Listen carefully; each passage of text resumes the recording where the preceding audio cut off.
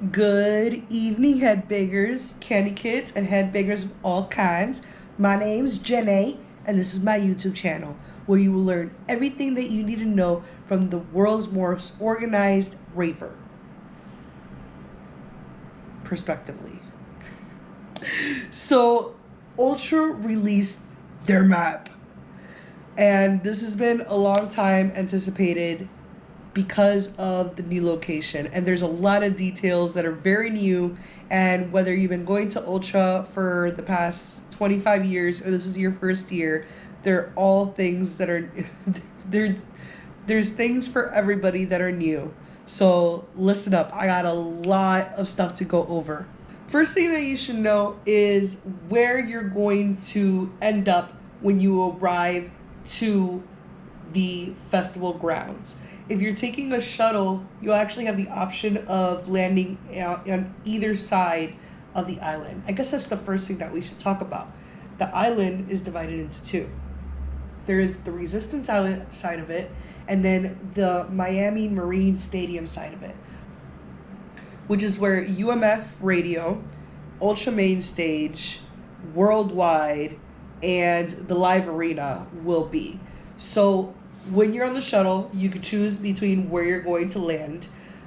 There's a clear division on the type of people are going to be on one side or the other. I particularly don't abide by those lines or standards. My lineup is kind of crazy. I'll try to post a picture. If you guys follow me, you've seen it. It is insanity. There's so many people, so many things to do. So from the Marine Stage side of it to the Resistance side of it, it's Google mapped at 1.3 miles. That makes it about a 26-minute walk, give or take. So when you're planning out your day, whether you plan it or not, make sure that you take into account that getting from one side to the other is going to take you around half an hour. I don't want you to miss anything that you really might want to see. So there is 3 bathrooms and 3 water stations, respectively, throughout. People are on the internet saying that that seems like a little bit of amount of stations, but we don't really know how many bathrooms in this concentrated area they have. So it could very well be more than enough to handle the 60,000 people that are going to be at Ultra. So let's be positive, and I think that Ultra has a lot of experience in planning for this types of events. So those Fire Festival related comments, they're like a no-go. Like, they make absolutely... Stop saying that. It's not true, guys. It's not true. That's for another video. I'm going to go on a rant about that. So I want to remind you that it does seem like it's a lot, 1.3 miles, but Tomorrowland is a lot bigger. So if you were planning on going, just think of this as like a warm-up, and I know it's a lot, but this is what we signed up for. It's going to be amazing. And maybe some people won't be traveling from one side to the other as much. I know particularly I will, but I've been working out for this, so we'll see how that goes. So people are concerned also about the sound leakage between the stages, because on the Miami Marine Stage side of it, it looks like all of them are really close together. Well, design-wise, they're facing in certain directions so that the sound either bounces off of a certain thing or it goes only in one direction. The only stage that I see potentially might be a problem is Main Stage, which is facing that way, but it's so far away that I highly doubt that there's going to be any leakage at all. Again, they have so much experience in this that I don't see it being a problem.